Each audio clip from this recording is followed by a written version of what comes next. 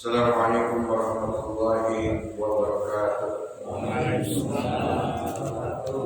Ya Rabbi bil Mustafa balligh maqasidana waghfir lana ma madaya wa syi'al karami. Ya Rabbi bil Mustafa balligh maqasidana waghfir lana ma madaya wa syi'al karami. Muhammadun sayyidul kaunaini wa athqalaini wal fariqaini min arabin wa min ajamin. Ya Rabbi bil Mustafa balligh maqasidana waghfir lana ma madaya wa syi'al karami. الذي ترجى شفاعته لكل حول من الأول مختتم.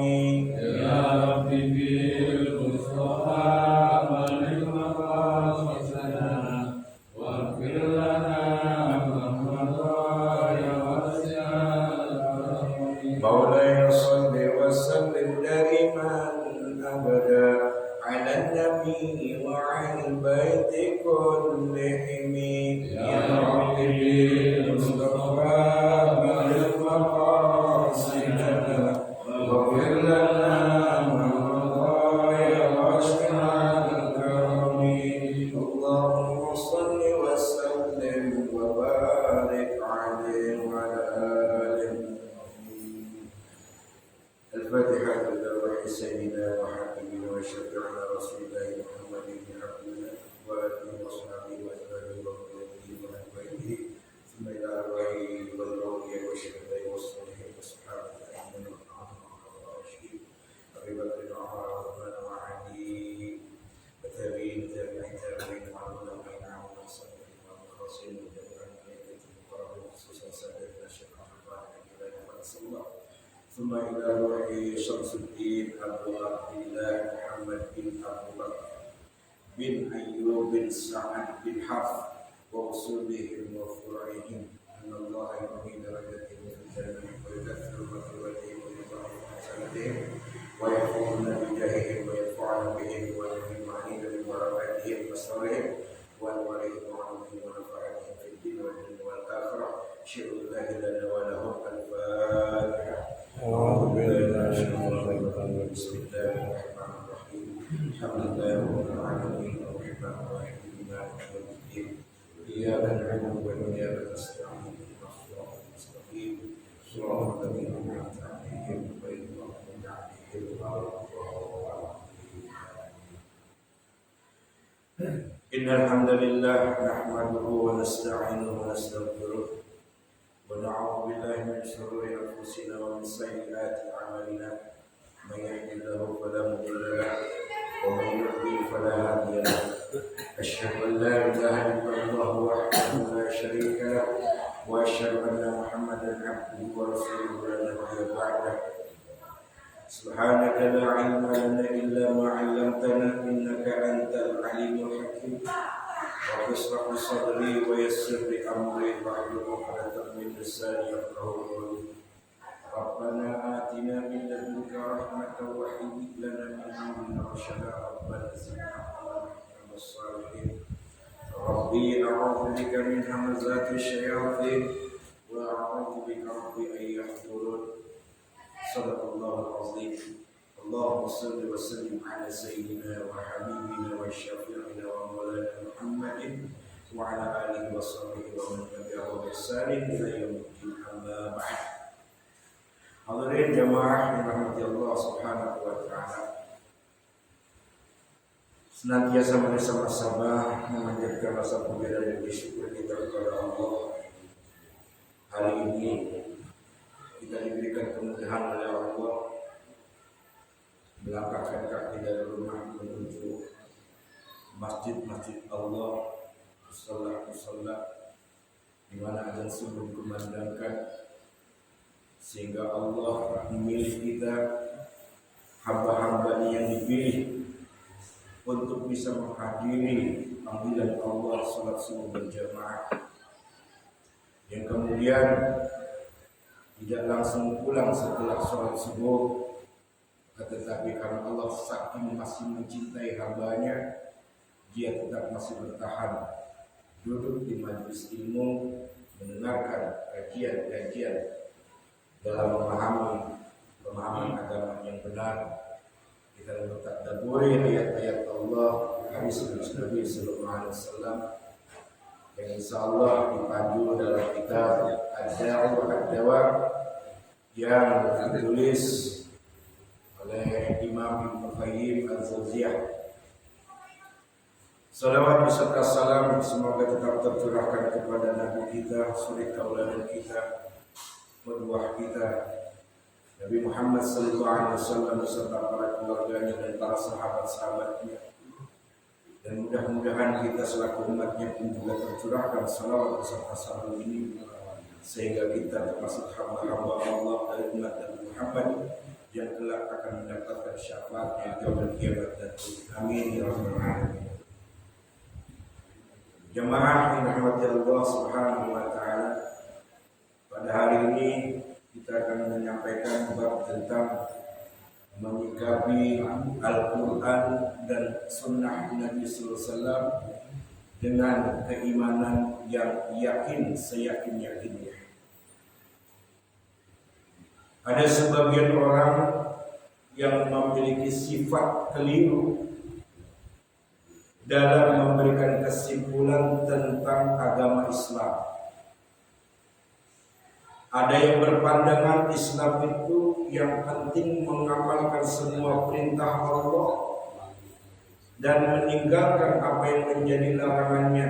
Memang ini benar. Ini benar. Dan disinilah yang selalu kita tekankan dalam kajian-kajian kitab.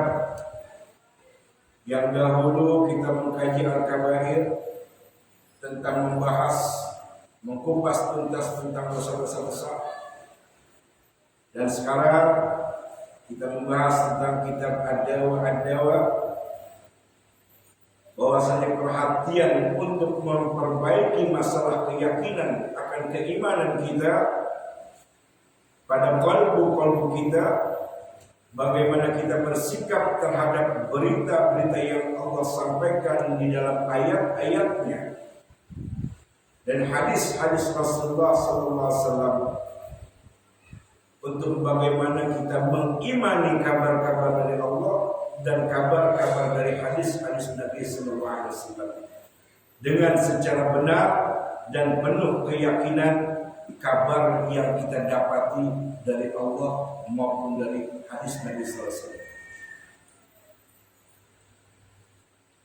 Tapi ada bagian penting lainnya yang harus kita tetapkan, dan dia pun juga mengambil bagian besar dalam syariat Islam ini, yaitu membenarkan berita-berita dari Allah melalui Al-Quran, mengimaninya dengan benar, maka juga harus meyakininya dengan benar. Sebab begini, kadang ada pemikiran manusia yang sebatas manusia, tapi dia menetapkan pemikiran itu menjadi mutlak. Nabi sallallahu alaihi wasallam pernah mengajarkan, ada hadis sahih dari Imam Bukhari. Kata Nabi, kalau minuman kalian lalu tiba-tiba tercelup lalu masuk ke dalam minuman kalian, maka langsung saja, kata Nabi, masukkan jarimu, tekan lalat itu ke dalam air, silakan diminum, kata Nabi sallallahu alaihi wasallam. Tapi menurut penelitian orang-orang ilmuwan kafir, tidak meyakini kalau itu akan menjadi ada keberkahan. Bahkan orang-orang kafir menganggap lalat itu sumber penyakit. Nabi mengatakan demikian karena wahyu dari Allah Subhanahu wa taala. Lalu masuk minuman kita. Minuman masih banyak. Teh manis atau kopi Masih banyak, baru berapa sepuluh tiba-tiba lalat masuk. Kata Nabi, jangan dibuang air itu, celupkan jarimu, tekan lalat itu ke dalam. Bisa jadi memang satu sayap yang satu itu ada membawa penyakit, tapi sayap yang berikutnya yang kedua itu tidak membawa penyakit. Celupkan sampai masuk lalat itu, dan dijamin sama Nabi tidak menjadi penyakit. Tapi penelitian manusia mengatakan lalat sumber penyakit karena dia selalu hinggap di tempat-tempat yang kotor. Di contoh kecilnya demikian. Banyak orang-orang yang berpola pandangan seperti itu, mengandalkan dia punya kemampuan dalam pola berpikir dan keilmuannya dalam teknologi, sehingga dia tidak meyakini akan kekuasaan Allah yang diwahyukan kepada Nabi kita Muhammad SAW. Jemaah yang dirahmati Allah Subhanahu wa taala.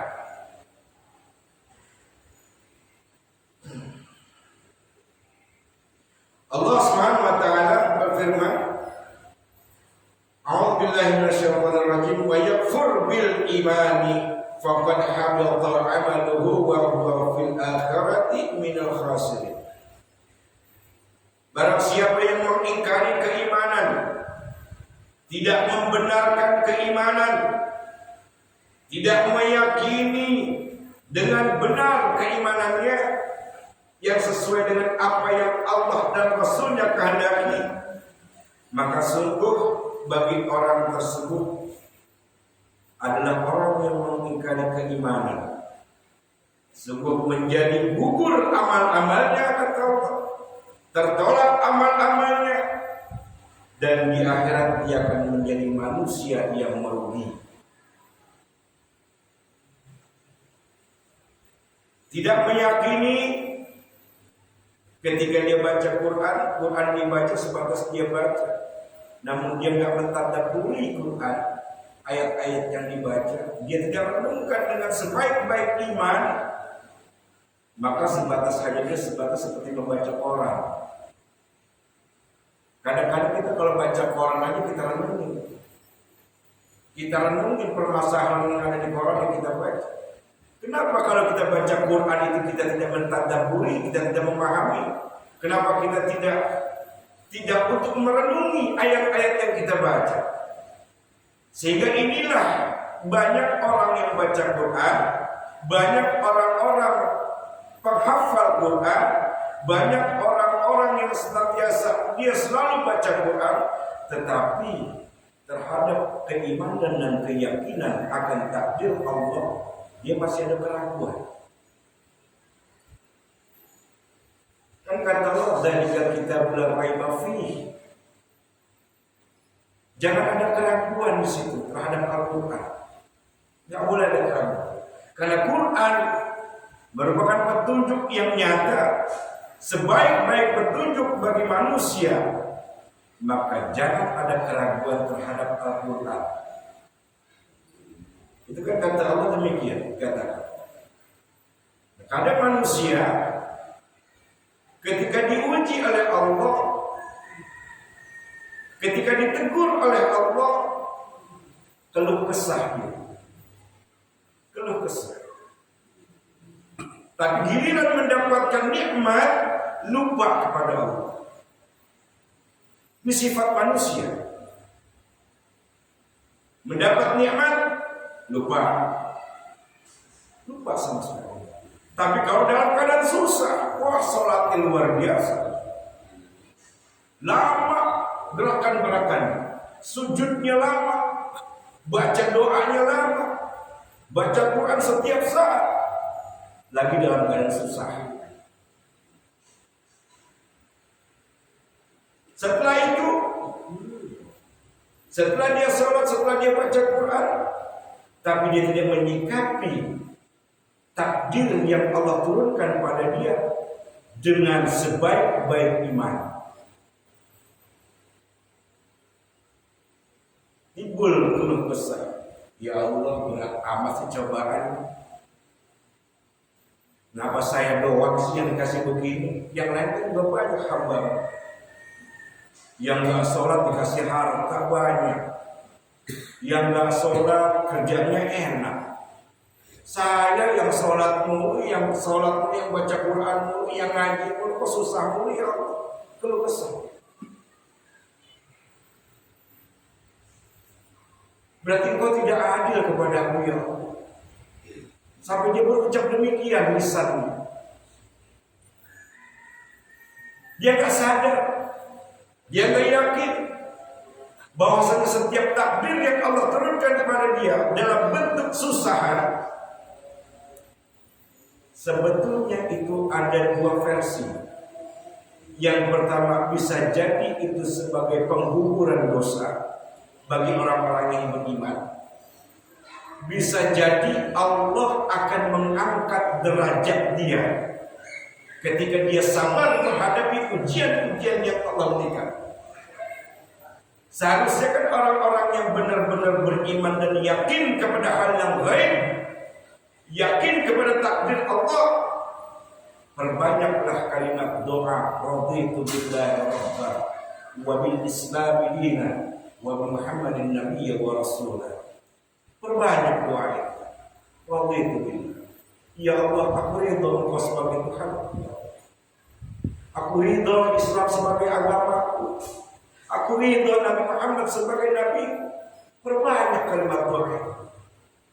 Maka kalau kita sudah memperbanyak kalimat doa seperti itu, insya Allah rahmat Allah akan datang kepadanya. Karena dia ridha, dia ikhlas. Di samping ridha dan ikhlasnya dia menerima ujian itu, tapi dia tidak hanya sebatas diam dan berdoa, melainkan ada ikhtiar yang dia lakukan dalam kehidupannya untuk memperbaiki dirinya di dalam menghadapi kesulitan-kesulitan itu. Lalu dia banyak muhasabah diri, apa sebenarnya kesalahan-kesalahan yang suka dan pernah dilakukan, sehingga Allah memberikan ujian seperti ini. Dari muhasabah itu muncullah akan rahmat Allah, hidayah Allah, taufik Allah yang akan memberikan jawabannya. Ikhwatul iman, kalau dia tidak meyakini akan takdir Allah, dia tidak meyakini berita-berita yang datang dari Allah melalui Al-Quran, dia tidak meyakini akan ketetapan hadis-hadis yang disampaikan oleh Nabi SAW. Imannya tidak yakin, separuh keyakinannya, atau full dia tidak yakin dengan itu semua, maka gugur semua amal-amalnya yang pernah dilakukan. Gugur semua kata Allah. Terhapus semuanya. Kalau sudah demikian, akan menjadi orang yang muflis, bangkrut, tidak punya amal. Belum nanti di akhirat dituntut sama manusia yang lain. Dituntut apa?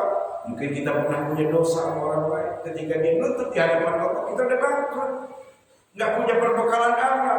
Karena apa? Karena keyakinan kita kurang yakin kepada Allah dengan takdir Allah.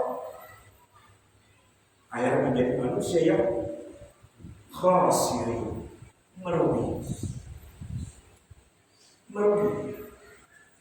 Ikhwatul iman rahimakumullah jami'an. Diceritakan oleh Imam Ibnu Qayyim, sahabat yang mulia Abdullah bin Umar radhiyallahu anhu, semoga Allah meridhoinya, ketika disampaikan kepada beliau ada dua orang tabi'in yang datang kepada sahabat Abdullah bin Umar radhiyallahu anhu, mengatakan bahwa ada orang-orang yang mengingkari takdir Allah. Maka sahabat yang mulia ini, Abdullah bin Umar radhiyallahu anhu, mengatakan ketika mendengar kabar itu, kata beliau, "Idza laqitaha ulai fala ihdirhum anni bara'um minhum wa hum minni bura'a." Kalau kalian berjumpa dengan orang itu, sampaikan padanya bahwasanya aku Abdullah ibnu Umar mengatakan berlepas diri dari mereka dan mereka berlepas diri dari aku. Saat itu Abdullah bin Umar sedang menjadi khalifah di atas kepemimpinan para tabi'in, ulama-ulama tabi'in. Ketika datang dua orang tabi'in mengadukan ada orang yang mengingkari takdir Allah, Abdullah bin Umar sebagai khalifah saat itu mengatakan aku berlepas diri dari mereka dan mereka pun juga berlepas diri dari aku. Artinya, Abdullah bin Umar ini nggak bertanggung jawab atas dosa yang dia lakukan. Wallahi, kata Abdullah bin Umar, wallahi walladzi nafsi biyadihi law anfaqa ahaduhum mithla uhudin dhahaban ma qabilallahu minhum hatta yu'minu bil qadar ma qabilallahu minhu hatta yu'mina bil qadar.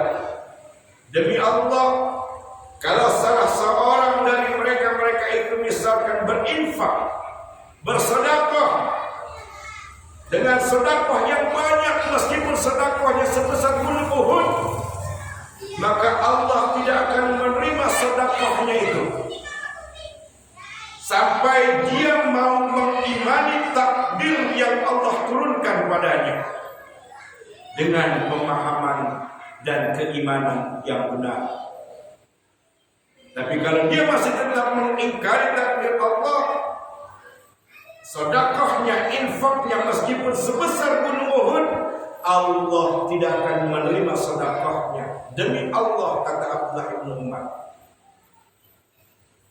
Karena Allah tidak menerima amal-amal perbuatan manusia sementara dia tidak ikhlas, tidak ridho, tidak menerima ketentuan yang Allah berikan padanya. Oleh karena itulah, ikhwatal iman rahimakumullah, kita belajar, kita menuntut ilmu agama melalui majlis-majlis ilmu yang tujuannya untuk meluruskan pemahaman kita terhadap apa yang diberikan oleh Allah, apa yang diberitakan oleh Allah dan Rasulnya. Banyak masalah-masalah iman yang mungkin kita salah pahami. Itulah sebabnya kita diwajibkan oleh Allah dan Rasulnya untuk menuntut ilmu sampai kita tiba waktu ajal menjemput diri kita. Kewajiban menuntut ilmu, mentadabburi ilmu agama, belajar, mempelajari, mengkaji ilmu-ilmu agama, wajib hukumnya oleh Allah dan Rasulnya kepada hamba-hamba yang beriman sampai kematian datang padanya. Jadi gak cukup hanya sebatas itu saja. Udah kuliah S3 gak cukup sampai di situ. Sampai mati menjelang padanya, itu masih tetap dia mencari wajib hukum. Wabil khusus kepada orang-orang yang mengaku Islam. Karena kata Nabi SAW, talabul ilmi fardhatun 'ala kulli muslim. Menuntut ilmu, mempelajari ilmu, mentadabburi ilmu wajib hukumnya bagi mereka yang muslim, yang mengaku beragama Islam. Ikhwatal iman rahimakumullah jami'an.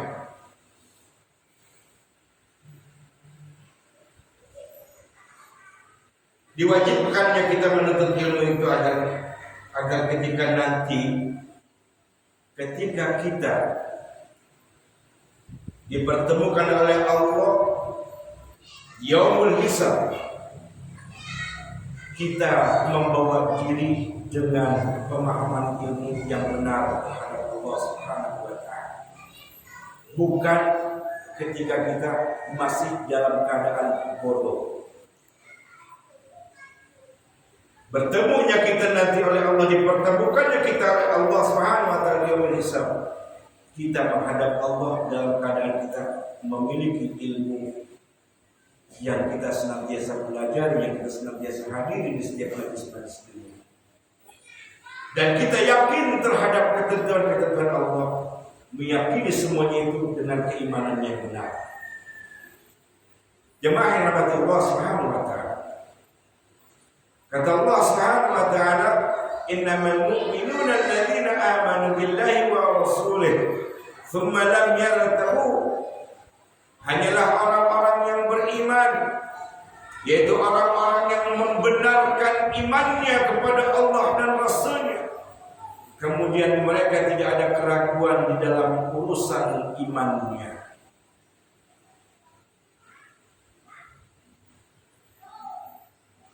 Oleh karena itulah, hanya orang-orang yang imannya benar, yang selalu memohon, meminta kepada Allah dengan penuh semangat. Dia yakin terhadap hal-hal yang gaib, karena percaya kepada hal yang gaib merupakan rukun iman. Percaya kepada yang gaib merupakan bagian dari rukun iman. Kalau itu tidak kita yakini, itu tidak kita imani, maka sesungguhnya dia telah keluar dari ajaran agama Islam. Dia tidak beriman terhadap takdir Allah, maka dia sudah keluar dari aturan Allah dan Rasul. Banyak-banyak kita memohon kepada Allah, banyak-banyak kita menangis kepada Allah. Kita manusia yang lemah, kita manusia yang tidak punya daya. Meskipun harta kita banyak, meskipun jabatan kita tinggi, meskipun kedudukan kita mulia di dunia, tapi tetap kita punya kelemahan. Kita tetap punya yang namanya kekurangan. Karena setiap manusia memiliki kekurangan dan kelemahan. Itulah sebabnya Nabi kita Muhammad SAW, padahal manusia yang dijamin oleh Allah keamanannya, yang dijamin oleh Allah kebersihannya, yang dijamin oleh Allah kemaksumannya, Nabi SAW senantiasa menundukkan kepalanya, dirinya di hadapan Allah dengan serendah-rendahnya, memohon kepada Allah untuk meminta selalu perlindungan kepada Allah agar tidak merasa dirinya mampu melakukan segala sesuatu hal. Padahal beliau seorang pemimpin besar, beliau seorang Rasul Allah, kekasih Allah yang paling dicintai oleh Allah, tapi beliau tidak pernah menggunakan hal-hal tersebut untuk kehidupannya, melainkan beliau senantiasa memohon pertolongan kepada Allah. Dia tidak pernah menjadikan dirinya selalu mampu menghadapi apapun yang akan dihadapi. Diajarkan oleh Rasulullah SAW. Kita yang belum ada jaminan maksum, kita yang belum ada jaminan keamanan, kita yang belum ada jaminan akan masuk surga, kita tak pernah meminta dan memohon kepada Allah. Mentang-mentang kita kaya, mentang-mentang kita punya jabatan, mentang-mentang kita punya kedudukan mulia, dia menyombongkan dirinya, tak pernah meminta kepada Allah. Dia yakin dengan memiliki jabatan, dengan memiliki kedudukan, dia bisa melakukan apa saja. Dia punya harta, dia bisa melakukan apa saja. Dia meyakini tentang hal-hal itu, tapi dia tidak pernah meminta, memohon pertolongan kepada Allah Subhanahu wa taala. Ikhwatul iman rahmatullah jami'an. Kemudian Imam Ibnu Qayyim memberikan keterangan untuk melengkapi tentang kewajiban mengimani takdir Allah Subhanahu wa taala dengan benar. Kata beliau, penyakit hati yang paling besar itu adalah hal-hal yang merusak iman. Kalau sudah merusak iman, pasti akan merusak hatinya. Kalau hatinya sudah rusak, otomatis semua anggota badannya akan menjadi rusak. Idza salaha salahal jasad kullu wa idza fasadat fasada jasad kullu. Nabi sallallahu alaihi wasallam bersabda tentang hati manusia. Kalau hati itu baik, kata Nabi sallallahu alaihi wasallam, semua anggota badannya akan menjadi baik. Kalau hatinya rusak, semua anggota badannya akan ikut rusak. Hal ini berkaitan dengan firman Allah dalam surat Asy-Syams itu, fa'alhamaha fujuraha wa taqwaha. Di situ ada kalimat fujur yang Allah katakan. Fujur adalah sarana untuk membawa kemaksiatan, pancaran sarana untuk membawa kemaksiatan. Ketika manusia itu hidupnya bermaksiat kepada Allah dan subur kemaksiatan yang di hati manusia, maka fujur itu akan memancarkan kemaksiatan kepada seluruh tubuhnya. Dari fujur itu, hatinya lemah, hatinya rusak, hatinya kotor. Maka akibat hati yang lemah, hati yang kotor, hati yang rusak, karena tidak memiliki ilmu pemahaman agama yang benar, kemaksiatan merajalela pada hatinya sehingga bersarang di tubuhnya, di hatinya. Lalu dengan fujur itu memancarkan semua dosa-dosa yang dia lakukan dari kemaksiatan itu. Dari dosa-dosa kemaksiatan itu menyebar menyeluruh tubuhnya melalui fujur, ke matanya, ke telinganya, ke mulutnya, ke tangannya dan ke kakinya. Kalau sudah demikian, khatamallahu ala qulubihim wa ala sam'ihim gisawatu wa lahum adzabun adzim. Kalau sudah demikian rusak hatinya, kotor hatinya, dan dia tidak pernah mau memohon meminta pertolongan kepada Allah, menyombongkan dirinya kepada Allah, tidak mau bertobat kepada Allah, khatamallahu ala qulubihim wa ala sam'ihim, dikunci mati, telinganya dikunci, pandangan matanya dikunci, hatinya dikunci. Kalau sudah demikian, maka dia termasuk orang yang sudah disiapkan ancaman neraka yang sangat pedih akibat tidak mengimani ayat-ayat Allah, hadis-hadis Nabi SAW. Kehidupannya selalu bermaksiat, kehidupannya selalu berdosa, penuh dengan dosa-dosa, dan dia menyombongkan diri, tidak pernah memohon meminta pertolongan kepada Allah untuk diberikan kekuatan iman. Kekuatan iman rahimakumullah jami'an. Seseorang perlu mempelajari apa sebab-sebab yang menjadikan perbuatan buruk dan sebab-sebab yang menjadikan seseorang melakukan perbuatan baik. Ini harus dipelajari oleh kita. Jangan kita mempelajari yang baik saja, yang buruk pun kita harus pelajari. Kenapa yang buruk harus kita pelajari? Kalau kita nggak pelajari yang buruk, nanti suatu saat kita akan terjerumus pada yang buruk, karena kita nggak ngerti tentang keburukan. Yang tahunya kita hanya kebaikan saja, yang buruk nggak pernah dipelajari. Suatu saat saya yakin dia pasti akan terjerumus kepada yang namanya keburukan. Kenapa? Ketidakmengertiannya dia terhadap hal yang buruk. Itulah sebabnya sahabat Huzaifah, salah seorang sahabat yang bernama Huzaifah, hanya sendiri di antara sahabat yang lain bertanya kepada Rasulullah tentang keburukan. Sahabat yang lain bertanya kepada Rasulullah tentang kebaikan, tapi Huzaifah radhiyallahu anhu bertanya tentang keburukan kepada Nabi SAW, sehingga dicela oleh sahabat yang lain. Ketika dicela, wahai Huzaifah, kami semua meminta kepada Rasulullah diberikan petunjuk tentang kebenaran, kebaikan yang untuk kita amalkan. Kenapa kau bertanya tentang yang buruk kepada Rasulullah SAW? Apa jawab Huzaifah?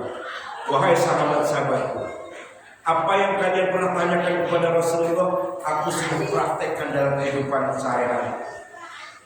Tapi sadarkah kalian tentang hal yang buruk yang tidak pernah kalian tanyakan kepada Rasulullah? Suatu saat kalian akan terjerumus pada keburukan itu. Mendengar penjelasan Huzaifah kepada para sahabat, Rasulullah tersenyum. Bangga melihat pendapat Huzaifah radhiyallahu anhu. Itulah sebabnya kita harus mempelajari. Kenapa kita bisa kecurian? Kenapa harta kita bisa dicuri orang? Kenapa kita bisa disakitin orang? Kenapa kita bisa difitnah orang? Itu kita harus pelajari.